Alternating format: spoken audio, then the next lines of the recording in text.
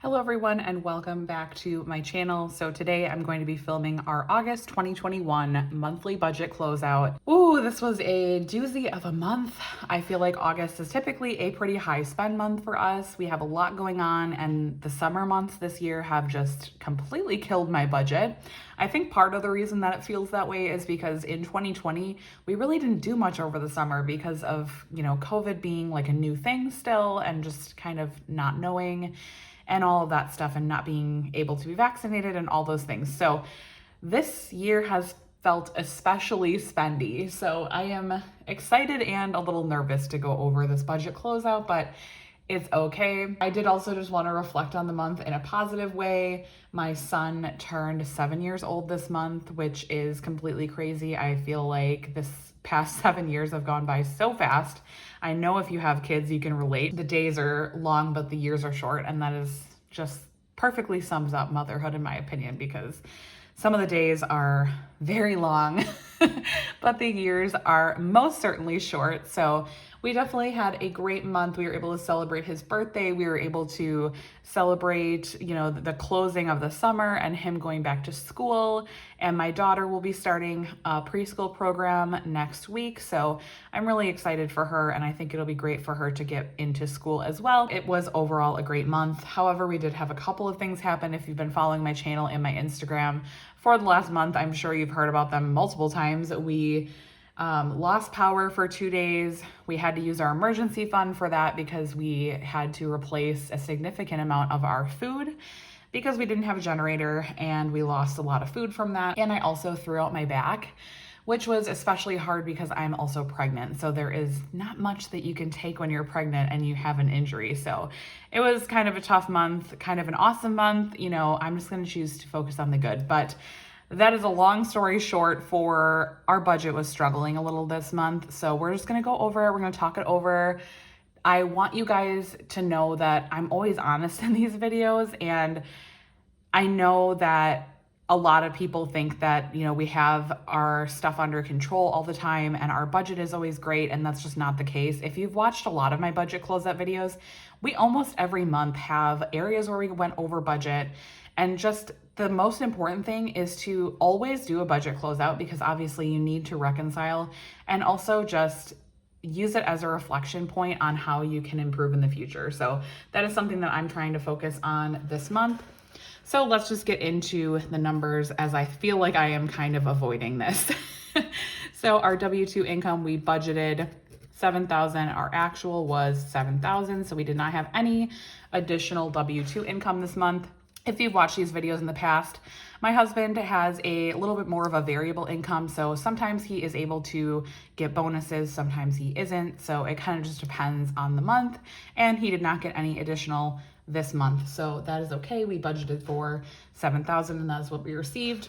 We also budgeted for our child tax credit. So this was something that got direct deposited for $550. We do have 2 kids. So that was $550. That's no difference. So we were right on with our August budget. If you did not watch our August budget, I will link it in the cards above if you want to go check that out. And then we did, like I said, use some of our emergency fund. So I did transfer $200 from our emergency fund to just help with our overage. And then I also had side hustle income from August, which was in the amount of $260. So that gives us an additional $460 than we budgeted for. And that brings our total income to $8,010.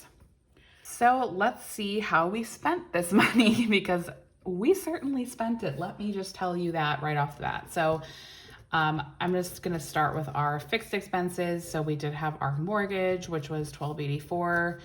That is what we spent, no difference. And then that was 16% of our income.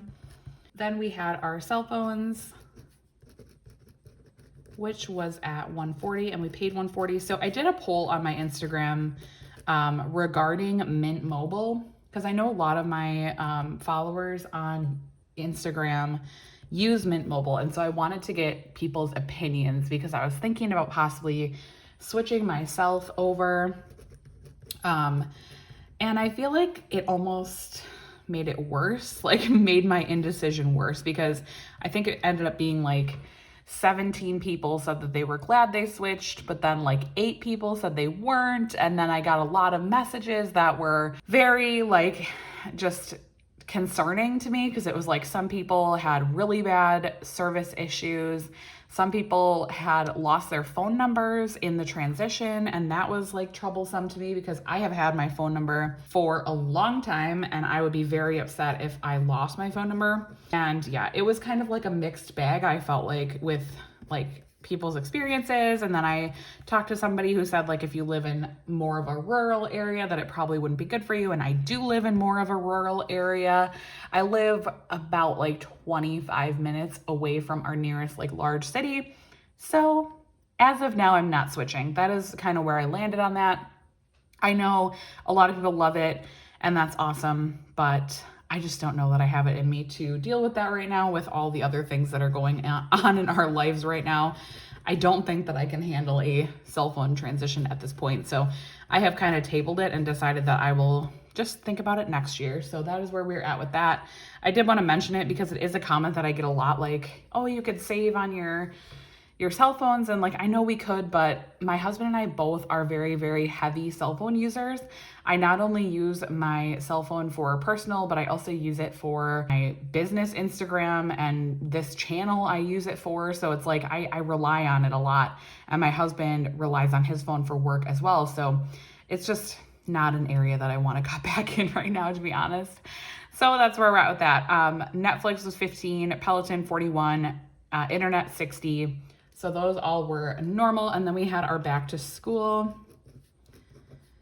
So this was, we had budgeted 150. We spent 169. So I'm not mad about that. We were pretty close. We were pretty close to what I had budgeted for. And honestly, I feel like that's pretty good for back to school. Obviously, we only have one child who's in like public school. So that is just for one kiddo for like school supplies and stuff. He did need shoes too, which I feel like was part of the reason why we went over. I definitely probably could have budgeted for a little bit more, but it's okay. I feel pretty happy about how close we were. And then, like I said, my son's birthday was this month. So we had budgeted $400. He did have a birthday party with some of his friends for the first time, which he was very excited about. It went great. We used a local like jumping place with like the trampolines and stuff. And they basically did everything for us. It was like a flat fee.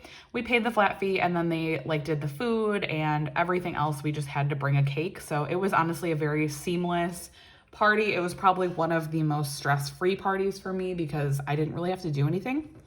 So we did end up spending $389. That is including his party. We also took him to a local water park for the day for his actual birthday, like on his actual birthday. So, and that was in lieu of a present. We did not get him a physical gift because we did the water park. And honestly, that is kind of what I like to do for kids' birthdays because, yeah, he has so many toys and he got so many toys for his birthday. So I just felt better about doing an actual like experience versus trying to buy him a physical gift. So that $389 covered his party and his gift. So I'm pretty happy with that. We were under budget by about $11.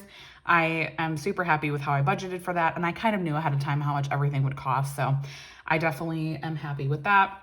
We had our electric bill, which we had budgeted $200 and we spent $185.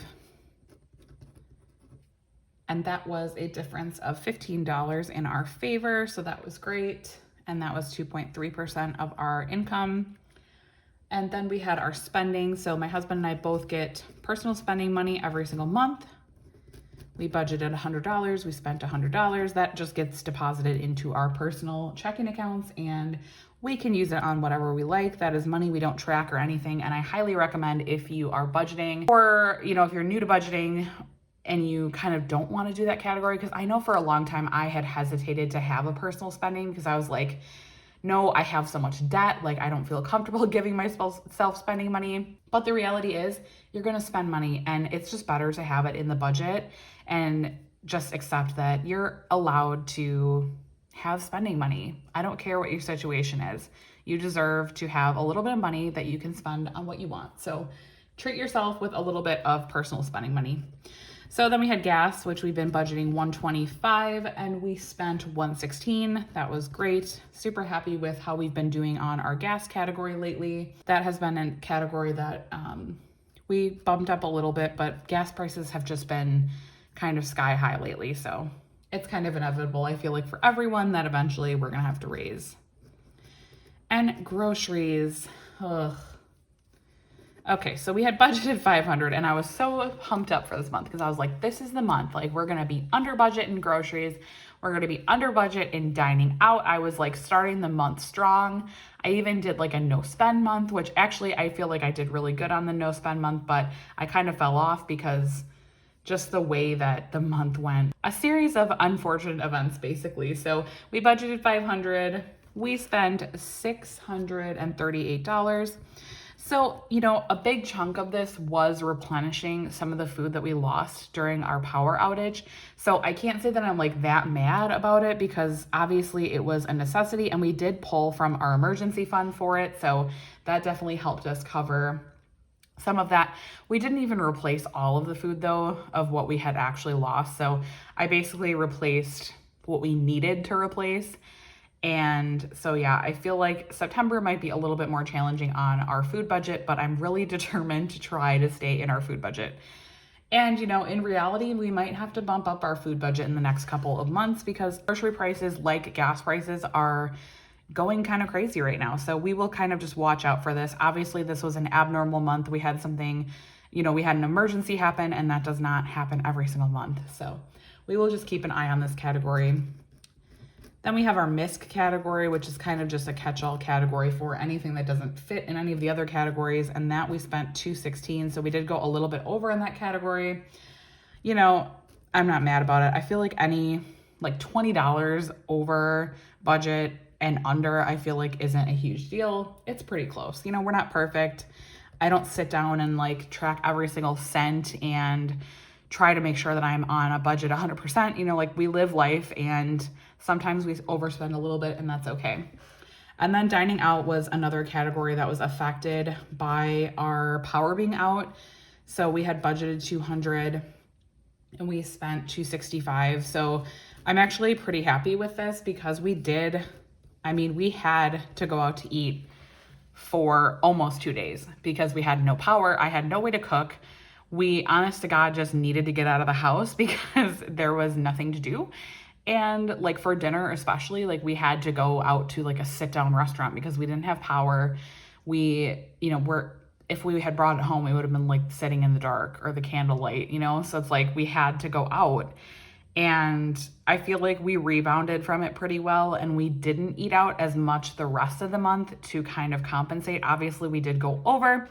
But if you add these two together, the overages, that pretty much comes to this $200, which is kind of where I pulled from or where I got that number from just to cover the overage. So, you know, it is what it is. Not too stressed out about it. I mean, we pulled from our emergency fund. It's fine. That is why we have an emergency fund. So that is okay. And then for our sinking funds, so we have car, we have home, vacation, and Christmas. And actually, if you watched my September budget with me, if you didn't, I will link it above for you to watch. I did add a sinking fund category for the month of September, so you'll see that next closeout. I added a kids sinking fund, which I'm really excited about. I feel like we've needed it for a while and we just haven't bit the bullet and done it. So that is a new sinking fund that we have for next month that you'll see. So we planned on sending $50 to car. We sent $50 to our car sinking fund. Usually with our sinking funds, I will send these pretty early in the month just so that I can kind of like get it out of my budget for the month. And for home, we planned on sending 100. We sent 100. For vacation, we planned on sending 100. We sent 100. For Christmas, we planned on spending 50. We sent 50. So that was all good. All of our sinking funds were good. If I would have known what was going to happen in August, I probably would have just pulled from our sinking funds and not pulled from our emergency fund, but it's okay. Our emergency fund was like a little bit over what we really need to feel comfortable with right now. So I'm actually not replenishing that $200. I'm just going to pull it and leave it. I don't want to shift focus from paying off debt right now. So that's just something that we're able to do. So we will do that, and I'm not going to replenish it. So that's kind of where we're at with that. I'm sure that was probably a question that we were going to get. So for debt this month, we did send $4,100 to debt, which I'm very happy about. And we still did good for our debt payoff. So I'm just overall pretty happy with this month, even though it was a nightmare of a month, to be completely honest. But anyways, so $4,100 to debt, super excited about that. That was at 51.19% of our income. And if you've been around here for a while, you know that we tend to want to send approximately 50% of our income to debt. So we did that. We were pretty close because of all the, other things that we spent money on this month, but it's okay. We still made that 50% mark. So super happy about that. Just a little recap for the month. So our total income for this month was $8,010. We spent $8,018. So we did go over budget by $8. That's okay. We have a cushion for that reason. I do try to, be as close as I can on my budget so that, our buffer isn't being depleted every month, but it's okay if we go a little bit under or over. Anything that we go under, we just add to our cushion. So that's that. So I hope you guys enjoyed this budget closeout video for this month. I am very happy to just be done with this month at this point and move on. Hoping for a really great September. Let me know in the comments down below. Have you done your September budget yet? What are you looking forward to in the month of September? Let me know, and I will talk to you in my next video. Bye, guys.